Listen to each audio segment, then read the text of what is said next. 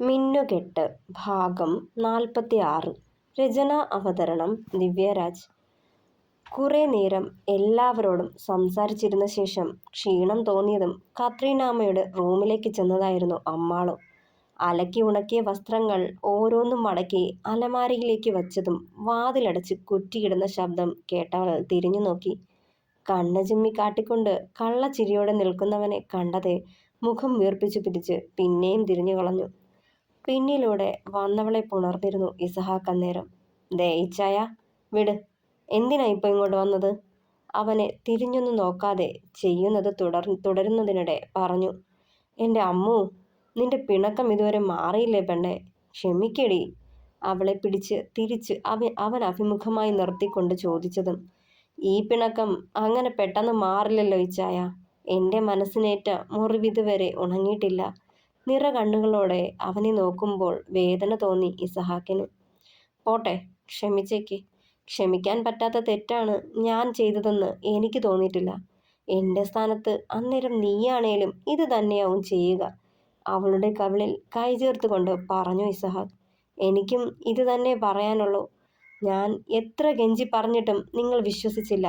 നിങ്ങളുടെ പെങ്ങളും സഹോദരനും പറഞ്ഞപ്പോൾ വിശ്വസിക്കാൻ അറിയാം. നിങ്ങൾക്ക് മാത്രമേ വാശിയും ദേഷ്യവും ഉള്ളോ ഇച്ചായ? നിങ്ങളെപ്പോലെ തന്നെ ഞാനും. എനിക്കും ഒരു മനസ്സുണ്ട്. അത് നിങ്ങൾ വേദനിപ്പിച്ചു. എന്നെ മനസ്സിലാക്കിയില്ലല്ലോ നിങ്ങൾ. വാശിയോടെ പറഞ്ഞുകൊണ്ട് തിരിഞ്ഞു കളഞ്ഞു. ഇസഹാക്ക് കാണാതെ നിറഞ്ഞ കണ്ണുകൾ തുടച്ചവൾ. ശരിയാ, എൻ്റെ അവഗണനയും കുത്തുവാക്കുകളും നിന്നെ ഒരുപാട് വേദനിപ്പിച്ചു. എന്ന് വെച്ച് ഈ ജന്മം മുഴുവൻ എന്നോട് പിണങ്ങിയിരിക്കാൻ പോവാണോ നീ? ഇസഹാക്ക് അത് ചോദിച്ചതും അറിയില്ല അലസമായി പറഞ്ഞിരുന്നവൾ. അമ്മോ, എനിക്ക് നീ ഇല്ലാതെ വയ്യ അമ്മോ. നീ എന്നോടൊപ്പം എപ്പോഴും വേണം. മതിയാക്കിക്കൂടെ ഈ പിണക്കവും പരിഭവവും? പ്ലീസ്, കെഞ്ചി പറഞ്ഞവൻ. ഇക്കാര്യത്തിൽ എനിക്കിനി ഒന്നും പറയാനില്ല ഇച്ചായ. പറയേണ്ടതൊക്കെ ഞാൻ പറഞ്ഞു കഴിഞ്ഞതാ. വാശിയോടെ പറഞ്ഞുകൊണ്ട് വാതിൽ തുറന്ന് പുറത്തേക്ക് പോയിരുന്നവൾ ഒരു നെടുവീർപ്പോടെ അവളെ തന്നെ നോക്കി നിന്നു ഇസഹാക്ക്. 2 ദിവസം കൂടി കഴിഞ്ഞു. ബദ്രിയുടെ കല്യാണം കൂടാൻ എല്ലാവരും പാലേക്കുന്നിലേക്ക് എത്തിയിരുന്നു. അമ്മു വിശേഷം അറിയിച്ചതിന് ശേഷം ആദ്യമായി പാലേക്കുന്നിലേക്ക് ചെല്ലുന്നതിൻ്റെ സന്തോഷത്തിലായിരുന്നവർ. അവൾക്ക് വേണ്ടി പലതരത്തിലുള്ള പലഹാരങ്ങളും ഭക്ഷണങ്ങളും തയ്യാറാക്കി വച്ചിരുന്നു ത്രേസ്യാമ്മ. വന്നയുടനെ തന്നെ അവളെ കൊണ്ട് അതൊക്കെ കഴിപ്പിക്കുകയും ചെയ്തിരുന്നു. വന്നപാടെ അമ്മുവിൻ്റെ ലഗേജുകളൊക്കെ കത്രീനാമ്മയ്ക്കുള്ള റൂമിലേക്കാണ് കൊണ്ടുചെന്ന് വച്ചത്. അത് കണ്ടതേ വല്ലായ്മയോടെ അവളെ നോക്കി നിന്നു ഇസഹാക്ക്. പാലേക്കുന്നിലേക്ക് ചെല്ലുമ്പോഴെങ്കിലും തന്നോടൊപ്പം ഒരു മുറിയിൽ തങ്ങുമെന്നവൻ കരുതിയിരുന്നു. ഡാ ഇസ, എന്താടാ ഇത്? നിങ്ങളുടെ പിണക്കം ഇതുവരെ കഴിഞ്ഞില്ലേ? അമ്മാളു കത്രീനാമ്മയ്ക്കൊപ്പം പോകുന്നത് കണ്ടതും ബദ്രി ഇസഹാക്കിൻ്റെ തോളിൽ തട്ടിക്കൊണ്ട് ചോദിച്ചു. എവിടെ? വലിയ വാശിയിലടാ പെണ്ണ്. ഇന്നും നാളെയും കൊണ്ട് ഇവളുടെ പിണക്കം മാറുമെന്ന് തോന്നുന്നില്ല. ഒരു ദീർഘനിശ്വാസത്തോടെ പറഞ്ഞു ഇസഹാക്ക്. വാശിയുടെ കാര്യം നീ പറയണ്ട. നിന്റെ ഒടുക്കത്തെ വാശി തന്നെ എല്ലാം വരുത്തി വെച്ചത്. അല്ലാതെ അവളെ മാത്രം കുറ്റം പറയണ്ട നീ.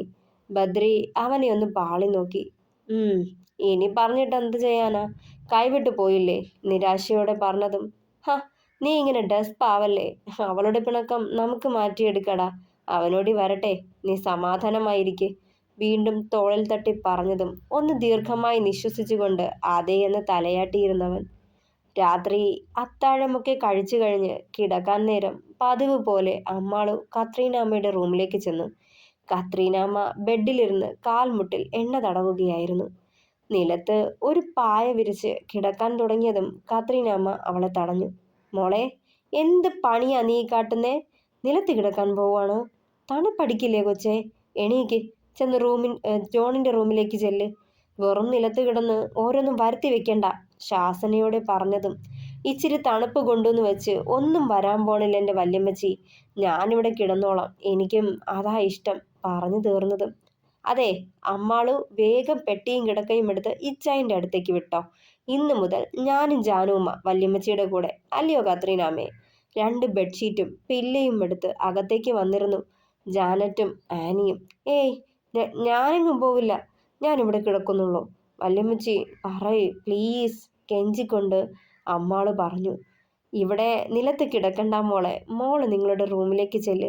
ദിവസം കുറെ ആയില്ലേ രണ്ടാളും അവിടെയും ഇവിടെയുമായിട്ട്. ഇനി മതി. പിണക്കമൊക്കെ മാറ്റിവെക്ക്. വെറുതെ എന്തിനാ വാശി പിടിച്ചിരിക്കുന്നത്? കെട്ടിയോൻ കൂടെയുള്ളപ്പോൾ കിട്ടുന്ന സന്തോഷവും സുഖവുമേ ഉള്ളൂ മോളെ ഒരു പെണ്ണിന്. അവരില്ലാത്തപ്പോ വല്ലാത്തൊരു ശൂന്യതയാ. അതുകൊണ്ട് പറയുക, ഈ സമയത്ത് നിനക്ക് കിട്ടേണ്ട സ്നേഹവും കരുതലും നീയായിട്ട് വേണ്ടെന്ന് വെക്കരുത്. അവൻ മാത്രമല്ലല്ലോ തെറ്റ് ചെയ്തത്, നീയും ചെയ്തു. രണ്ടുപേരും പരസ്പരം വേദനിപ്പിച്ചു. ഇത്രയും നാൾ പിണങ്ങിയിരുന്നില്ലേ? നിന്റെ വാശി പോലെ മതി. മോള് ചെല്ല്. അവളുടെ കവിളിൽ മെല്ലെ തട്ടിക്കൊണ്ട് പറഞ്ഞു കാത്രീന അമ്മ. എന്നാലും ഇച്ചായൻ്റെ അടുത്തേക്ക് പോവാൻ ഒരു ചമ്മല വല്യമ്മച്ചി. പോവാൻ തോന്നണില്ല, കെഞ്ചി പറഞ്ഞതും. ഓ, ഇത്രയും നാൾ അങ്ങേരുടെ കൂടെയായിരുന്നപ്പോ നിനക്കൊരു ചമ്മലും തോന്നിയില്ല. വയറ്റിൽ കിടക്കുന്നത് അങ്ങേരുടെ പ്രോഡക്റ്റാ. ഇത്രയും നാളും ഇല്ലാത്ത ചമ്മലാണോ ഇപ്പൊ പൊട്ടിമുളച്ചത്? ദേ വല്യമ്മച്ചി, ഇതൊക്കെ ഇവളുടെ അടവ. ഇതിങ്ങനെ വിട്ടാൽ പറ്റില്ല. കുറെ ദിവസമായില്ലേ എൻ്റെ ഇച്ചായനെ കൊണ്ട് നീ മാനസമൈനെ പഠിക്കാൻ തുടങ്ങിയിട്ട്. ഇന്ന് അതിനൊരു അന്ത്യകൂദാശ കൊടുക്കണം. ചെല്ല്. ഇവളും ഞാനും വല്യമ്മച്ചിയുടെ അടുത്ത് കിടന്നോളാം, അല്ലയോ വല്യമ്മച്ചി? പറഞ്ഞുകൊണ്ട് അവർ ചേർത്ത് പിടിച്ചു ആനി. ആനി പറയുന്നത് പോലെ കേൾക്കാമോ? മോള് ചെല്ല്. എന്നാലും ചുണ്ടു കൂർപ്പിച്ചുകൊണ്ട് അവരെ നോക്കി അവൾ. ഒരെന്നാലുമില്ല. ചെല്ല് പെണ്ണെ. ആനി അവളെ പതിയെ ഉന്തി തള്ളി പുറത്തേക്ക് കൊണ്ടുപോയി. മനസ്സില്ലാ മനസ്സോടെ മുകളിലേക്ക് നടന്നവൾ. അതുവരെ ഇല്ലാത്തൊരു പരവേശം തോന്നി അവൾക്ക്. നെഞ്ചിടിപ്പ് ഏറുന്ന പോലെ. അമ്മു ചെല്ലുമ്പോൾ റൂം അകത്തുനിന്ന് കുറ്റിയിട്ടിരുന്നെന്ന് മനസ്സിലായി. ഈശ്വരാ, ഇച്ചായൻ ഉറക്കായി കാണൂ. ഇത്രയും നാൾ പിണങ്ങി കഴിഞ്ഞിട്ട് വീണ്ടും അവിടേക്ക് ചെന്ന് കയറാൻ വല്ലാത്തൊരു ചമ്മല് തോന്നുക. മനസ്സിൽ ഓർത്തുകൊണ്ട് വാതിലിൽ മുട്ടാൻ തുടങ്ങി. അധികം വൈകാതെ ഇസഹാക്ക് വന്ന് വാതിൽ തുറന്നു. തൊട്ടു മുന്നിൽ നിൽക്കുന്ന അമ്മാളുവിനെ കണ്ടതും അമ്പരപ്പൊടി നോക്കിയിരുന്നവൻ. കുളി കഴിഞ്ഞ് തല തുവർത്തിക്കൊണ്ട് വരുന്നവനെ ഒന്ന് പാളി നോക്കി അമ്മു. എന്നതാ അമ്മു, എന്നാ ഈ നേരത്ത്? ചോദ്യഭാവത്തിൽ നോക്കിയതേ. അവനെ നോക്കി കണ്ണുരുട്ടി പെണ്ണ്. എന്തേ, ഞാനിവിടെ വരാൻ പാടില്ലാന്നുണ്ടോ? കുറച്ച് ഗൗരവത്തോട് ചോദിച്ചതും അവളെ കുറുമ്പോടെ നോക്കിയവൻ. ഇച്ചായൻ്റെ കൊച്ചിന്ന് നല്ല ചൂടിലാന്നല്ലോ. എന്നാ പറ്റി? വല്യമ്മച്ചി അവിടെ നിന്ന് നിന്നെ പുറത്താക്കിയോ? കളിയാക്കി ചോദിച്ചതേ. അവനെ ഒന്ന് കടുപ്പിച്ച് നോക്കിക്കൊണ്ട് അകത്തേക്ക് കയറിപ്പോയി. നേരെ ബെഡിൽ ചെന്ന് കിടന്നു അമ്മാള്. ആദ്യം തോന്നിയ അമ്പരപ്പ് മെല്ലെ ചെറു പുഞ്ചിരിയായി മാറിയിരുന്നവന്. ആഹാ, അപ്പോ കൊച്ചിവിടെ തങ്ങാൻ വന്നതാ. ഓഹ്, എന്തൊക്കെയായിരുന്നു. ക്ഷമിക്കാൻ പറ്റുകയില്ലെന്നോ? ഇനിയൊരിക്കലും ക്ഷമിക്കൂലെന്നോ? അതേ, ഇനിയിപ്പോ ആരൊക്കെ ഉണ്ടെന്ന് പറഞ്ഞാലും ദേ എന്നെ പോലെ നിന്നെ ആരും സഹിക്കുകയില്ല കേട്ടോ പെണ്ണെ. അവളെ വെറുതെ ദേഷ്യം പിടിപ്പിക്കാനെന്നോണം പറഞ്ഞവൻ ചിരിയോടെ. അവനെ ഒന്ന് നോക്കി ദഹിപ്പിച്ച് തിരിഞ്ഞു കിടന്നിരുന്നവൾ അവന് മുഖം കൊടുക്കാതെ. അതെ, ഇവിടെ തങ്ങുവാണേൽ ഇച്ചായൻ്റെ അമ്മ ആവണം. അല്ലാണ്ടൊരുമാതിരി മൂങ്ങയുടെ കൂട്ട് മോന്തായവും വീർപ്പിച്ച് എന്നോട് പെരുമാറുവാണേൽ ഇറങ്ങിപ്പോയ്ക്കോ ഇപ്പൊ തന്നെ. അവളെ ഒന്ന് പാളി നോക്കുമ്പോൾ കണ്ണടച്ച് കിടപ്പുണ്ട്. ഡീ, നിന്നോടാ പറഞ്ഞത്, വല്ലത് മനസ്സിലായോ? ഒച്ചയെടുത്ത് ചോദിച്ചുകൊണ്ട് വേഗത്തിലൊരു ടീഷർട്ടും ട്രാക്കും എടുത്തണിഞ്ഞവൻ. എനിക്ക് ചെവിക്ക് പ്രശ്നമൊന്നുമില്ല, അലറണ്ട നിങ്ങൾ, അവനോട് ദേഷ്യത്തോടെ പറഞ്ഞവൾ. അത് നേരാ, ചെവിക്ക് പ്രശ്നമൊന്നുമില്ല. നല്ല ചൂരലിന് രണ്ട് പെട കിട്ടാത്തതിൻ്റെ പ്രശ്നമേ ഉള്ളൂ. അതുകൂടി കേട്ടതേ ദേഷ്യത്തോടെ അവനെ കനപ്പിച്ചു നോക്കിക്കൊണ്ട് എഴുന്നേറ്റ് പുറത്തേക്ക് പോവാൻ തുടങ്ങി. അവളെ വെറുതെ ചൊടിപ്പിക്കാനായി പറഞ്ഞതിന് തെളിവായി അവൻ്റെ ചുണ്ടുകളിൽ കുസൃതി ചിരി വിടർന്നു. അവളുടെ കയ്യിൽ പിടിച്ച് വലിച്ച് നെഞ്ചോട് ചേർത്തിരുന്നു ഇസഹാക്ക് അന്നേരം.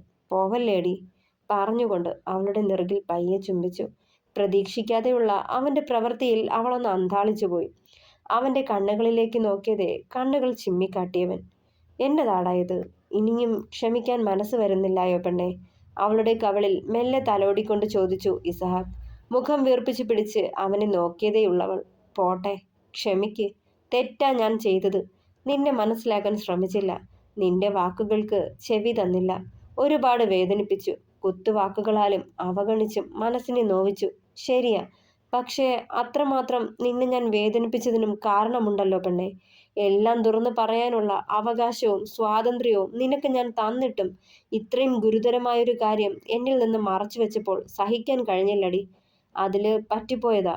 അല്ലാതെ പറഞ്ഞു നിർത്തിക്കൊണ്ട് അവളെ നോക്കുമ്പോൾ അവനെ നോക്കാതെ ചുമരിലേക്ക് നോക്കി നിൽപ്പുണ്ടായിരുന്നു അവൻ. പറയുന്നത് കേൾക്കാൻ താല്പര്യമില്ലാത്ത മട്ടിൽ. ഇനി ഞാൻ എന്താ വേണ്ടതമ്മോ? മറ്റെന്ത് ഞാൻ സഹിക്കും. പക്ഷേ നീ എന്നെ ഇങ്ങനെ അവഗണിക്കുന്നത് സഹിക്കാൻ കഴിയില്ല പെണ്ണെ. ഇനി മതിയാക്കിക്കൂടെ ഈ വാശി? ദേ നമ്മുടെ കുഞ്ഞിനെ ഓർത്തെങ്കിലും ക്ഷമിക്കടി. ദയനീയമായി അവളെ നോക്കിയതും ദേ ഇച്ചായ, എനിക്കൊന്ന് കിടക്കണം, നല്ല ക്ഷീണം തോന്നാം. ഇവിടെ കിടക്കാൻ സമ്മതിച്ചില്ലേ ഞാൻ ബാൽക്കണിയിൽ പോയി കിടക്കും. അവനെ കൂസാതെ പറഞ്ഞുകൊണ്ട് ബെഡിലേക്ക് ചാഞ്ഞവൾ. അവളുടെ അവഗണന അവന് വല്ലാതെ പൊള്ളിച്ചു. വീണ്ടും അവിടെ നിൽക്കാൻ തോന്നിയില്ല ഇസഹാക്കിന്. ഫോണും കയ്യിലെടുത്ത് പുറത്തേക്ക് പോയി. ഇസഹാക്ക് തിരികെ റൂമിലേക്ക് വരുമ്പോൾ അമ്മാള് ഉറക്കം പിടിച്ചിരുന്നു. മെല്ലെ അവളുടെ അടുത്തേക്ക് ചെന്നിരുന്നു. വയറിന് മീതെ കൈവച്ച് പതിവ് പോലെ കുഞ്ഞിനോട് സംസാരിക്കാൻ തുടങ്ങി.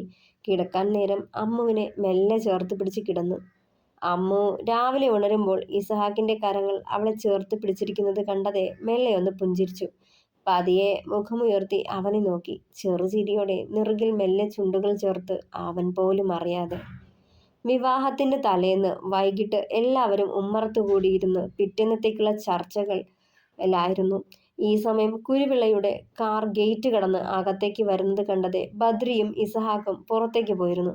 അവർ 4 പേരും കാറിൽ നിന്നിറങ്ങിയതും 2 പേരും അവരുടെ അടുത്തേക്ക് ചെന്നു.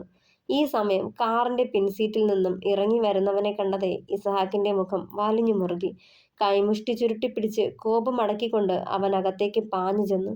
പ്രതീക്ഷിക്കാതെ എഡ്ഡിയെ അവർക്കൊപ്പം കണ്ട് അന്തിച്ചു നിൽപ്പുണ്ടായിരുന്നു അമ്മാളുവും ആനിയും സോഫിയും ജാനറ്റുമെല്ലാം. അവനെ കണ്ടതേ സോഫിയുടെ മുഖം കറുത്തു. എന്തിനാ ഇച്ചായ ഇവനെ ഇവിടേക്ക് കെട്ടിയെടുത്തത്? മനുഷ്യന്റെ ഉള്ള സമാധാനം കൂടി കളയാനാണോ? അവർ ദേഷ്യപ്പെട്ടത്. ഹ, എന്റെ സോഫി, അവനൊരു തെറ്റുപറ്റി എന്ന് കരുതി ജീവിതകാലം മുഴുവൻ നിങ്ങൾക്ക് ഇവനെ കാണാതിരിക്കാൻ കഴിയുമോ? മകനല്ലേ നിന്റെ? ഇതിപ്പോ കുടുംബത്തിലൊരാവശ്യം അല്ലേ? അവനെ മാത്രം ഒറ്റപ്പെടുത്തി മാറ്റി നിർത്തുന്നത് ശരിയല്ലല്ലോ. അതാ ഞാൻ വിളിച്ചു കൊണ്ടുവന്നത്. കുരുവിള അത് പറയുമ്പോൾ മുഖം തിരിച്ചുകൊണ്ട് അകത്തേക്ക് കയറിപ്പോയവർ. വല്ലാത്ത വേദന തോന്നി അവന്. താനായിട്ട് ചോദിച്ചു വാങ്ങിയ വിധി, തൻ്റെ അത്യാഗ്രഹവും ക്രൂരതയും കാരണമാ എല്ലാവരും തന്നെ ഇപ്പോൾ അകറ്റുന്നത്. ദുഃഖത്തോടെ അകത്തേക്ക് കയറിപ്പോയി എഡ്ഡി. തുടരും. പ്രിയപ്പെട്ടവരെ, അഭിപ്രായങ്ങൾ കൂടി പറയണേ. കഥ ഇഷ്ടമായ ലൈക്ക് ചെയ്യുക, കമൻറ്റ് ചെയ്യുക, സപ്പോർട്ട് ചെയ്യുക. താങ്ക്